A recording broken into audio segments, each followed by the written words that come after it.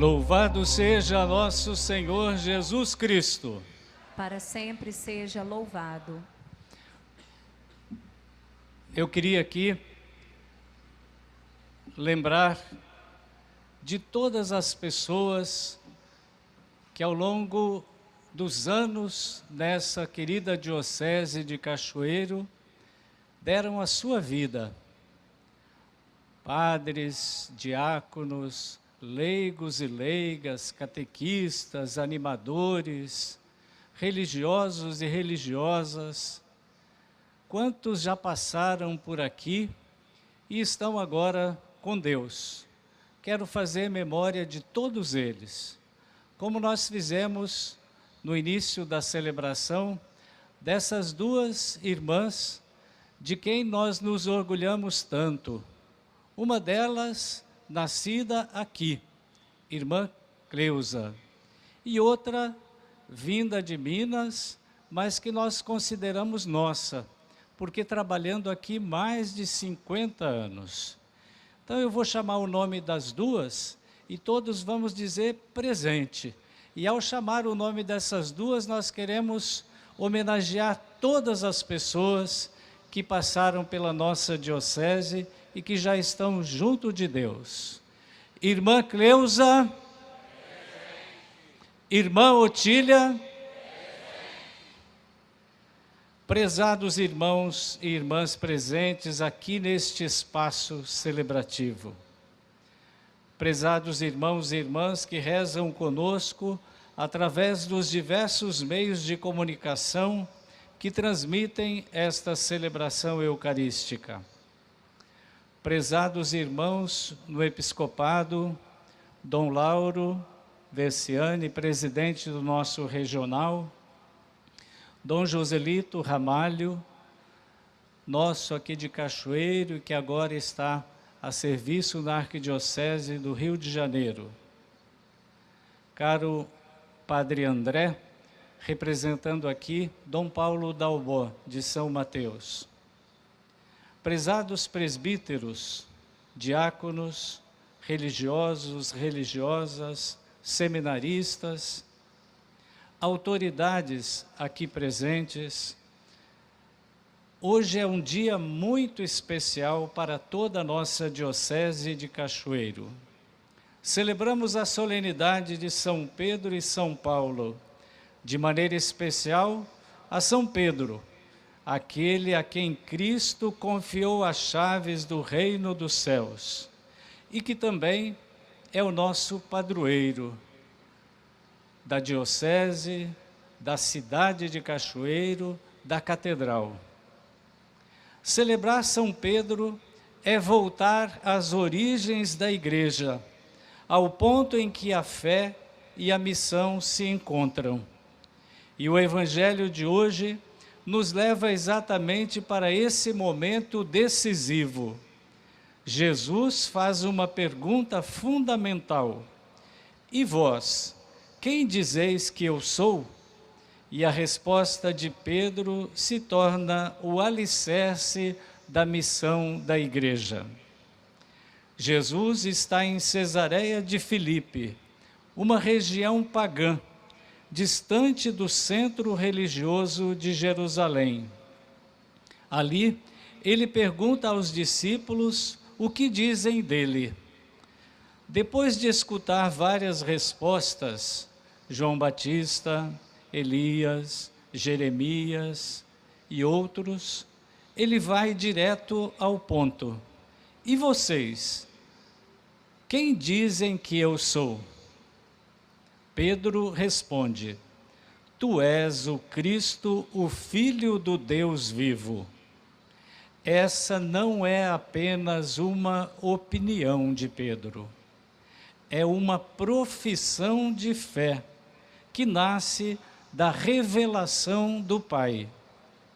Jesus reconhece isso e diz: Tu és Pedro, e sobre esta pedra construirei a minha igreja.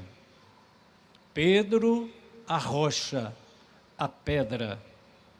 Não por ser perfeito, mas por ser chamado. Jesus confia a ele as chaves do reino, dá-lhe o poder de ligar e desligar, isto é, a autoridade de conduzir, discernir, edificar. Mas essa missão se apoia não na força de Pedro, e sim na graça de Deus.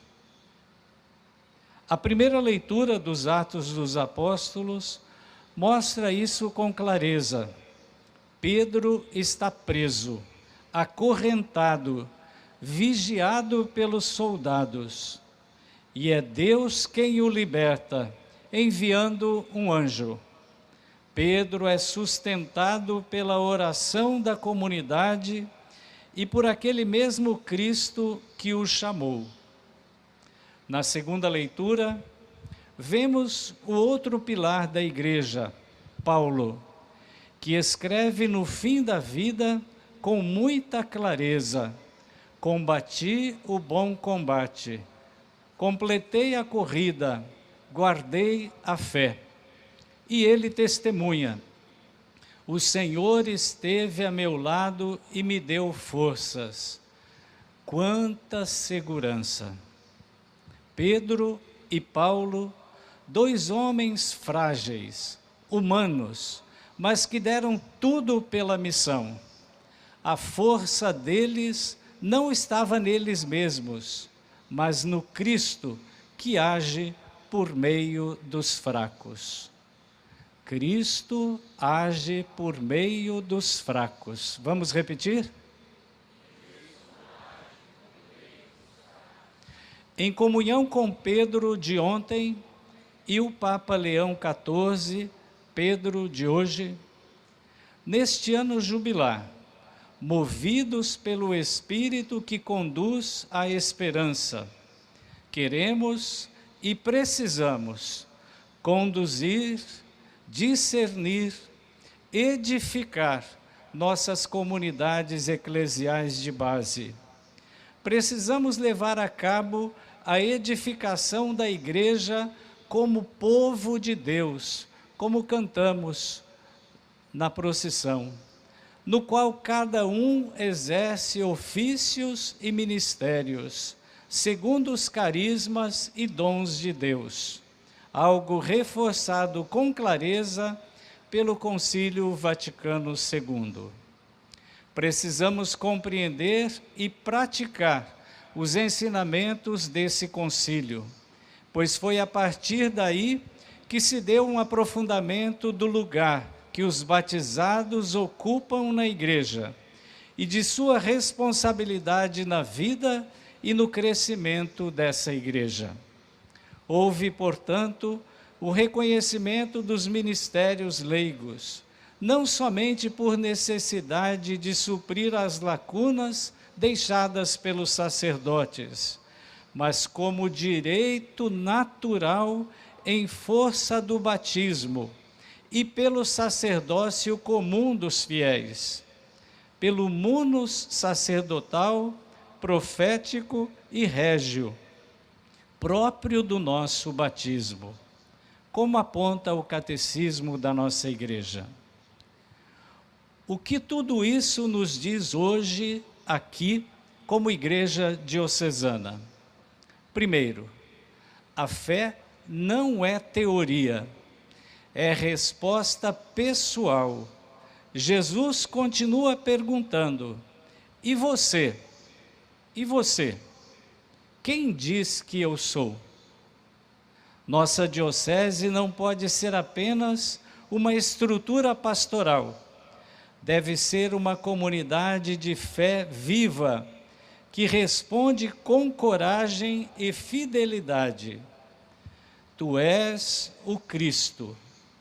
Segundo, tenho o compromisso de continuar a edificação da igreja, como Pedro.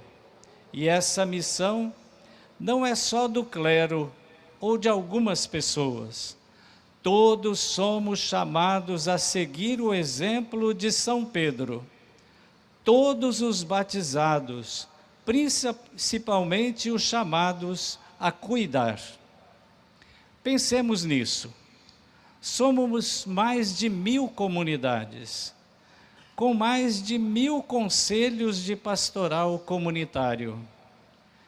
Cada conselho comunitário com cerca de 10 pessoas, um pouco menos ou um pouco mais.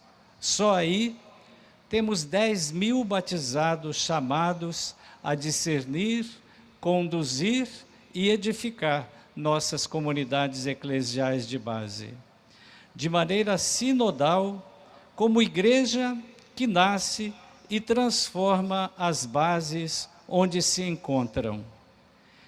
E dentro dessas 1000 comunidades, temos milhares de ministros extraordinários da palavra, milhares de ministros extraordinários da Sagrada Eucaristia, milhares de secretários e secretárias, tesoureiros e tesoureiras, milhares de animadores de cânticos litúrgicos, milhares de agentes nas diversas pastorais, do dízimo, catequese, liturgia, pastoral da comunicação, juventude, saúde, caridade e tantas outras, movimentos e associações. Mas a missão vai além dos serviços internos da comunidade.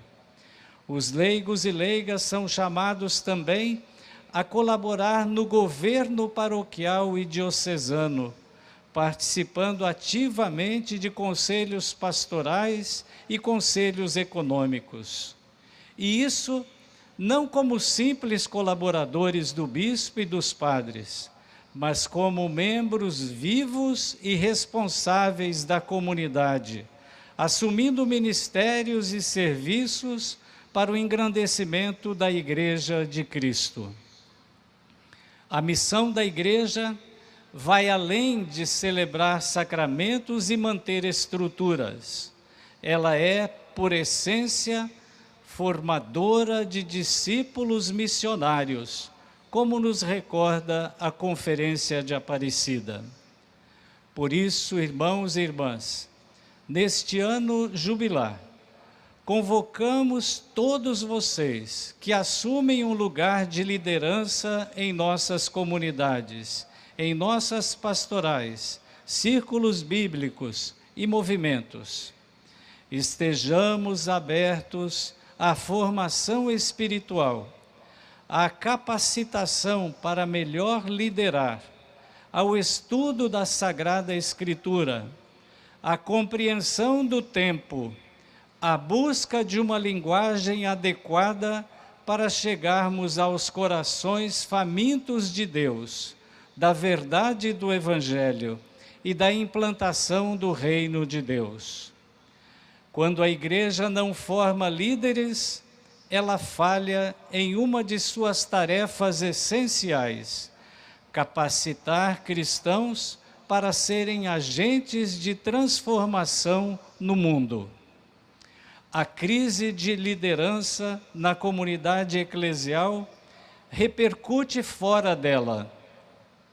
Quando um batizado não se prepara como liderar, quando um batizado falha na condução, no discernimento e na edificação de nossas comunidades eclesiais de base, colabora para que a realidade seja entregue às esferas de influência, política, economia, cultura, educação, família, a pessoas com valores alheios ao Evangelho, ou a pessoas que usam o nome de Deus em vão. Um cristão comprometido não pode ser apenas alguém que vai à missa ao domingo. A fé deve moldar toda a vida, o trabalho, os estudos, a maneira de liderar, a maneira de votar, de empreender. Lembremos, fé que não impacta a segunda-feira é fé pela metade. A igreja edificada por Pedro não é uma associação de pessoas bem-intencionadas. ela é uma comunidade sacerdotal. Isso significa que não estamos apenas na igreja, nós somos igreja, por uma realidade profunda que vem da graça de Deus. Alguns sacramentos, como o batismo, a confirmação e a ordem, imprimem caráter, ou seja, deixam uma marca ontológica, ou seja, uma transformação no ser, que estrutura a igreja por dentro, em sua essência.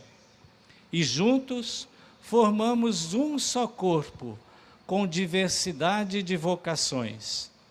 Há, portanto, uma unidade de missão, mas uma diversidade de serviços. A missão da igreja é anunciar Jesus Cristo para que todos se salvem. Todos contribuem com o que são e com o que têm. Como ensina o Concílio Vaticano II, os leigos, as leigas, participantes do mundo sacerdotal, profético e régio de Cristo, compartilham a missão de todo o povo de Deus, na igreja e no mundo. Irmãos e irmãs, sonhemos juntos, uma diocese toda missionária. Vamos repetir? Mais forte. Isso, uma diocese toda missionária, cada batizado olhando para o apóstolo Pedro e para o apóstolo Paulo como referências de fé, vivida e assumida.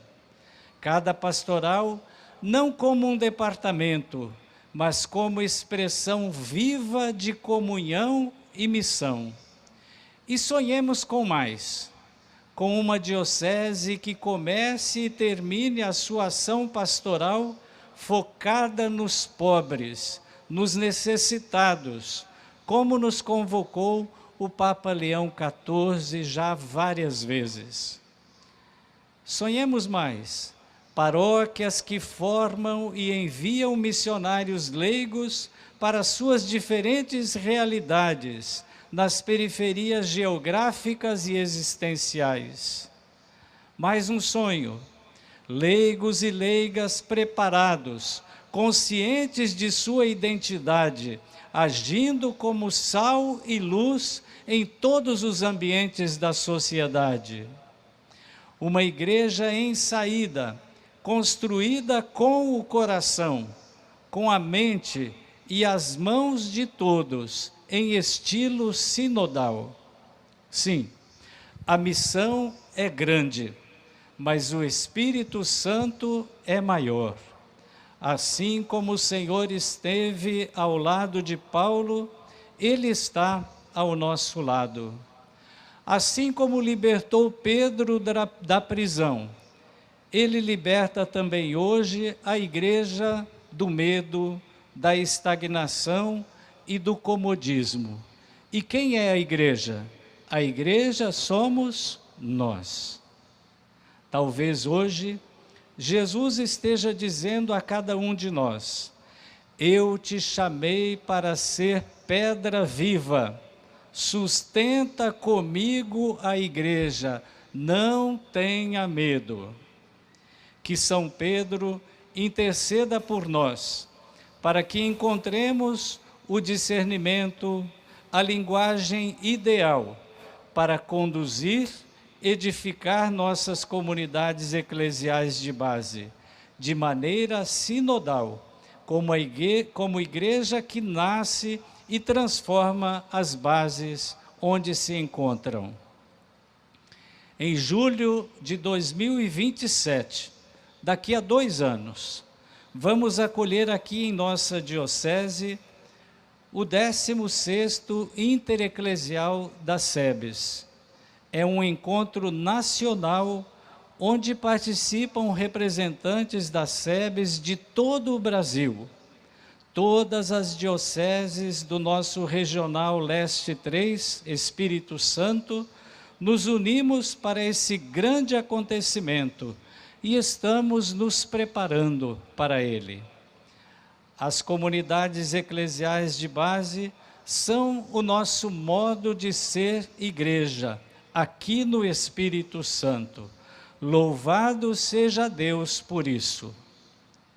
Que a fé firme do apóstolo Pedro nos inspire e que a nossa diocese, construída sobre essa mesma rocha, continue sendo sinal vivo da presença de Cristo no mundo e concretamente nessa realidade do sul do nosso estado.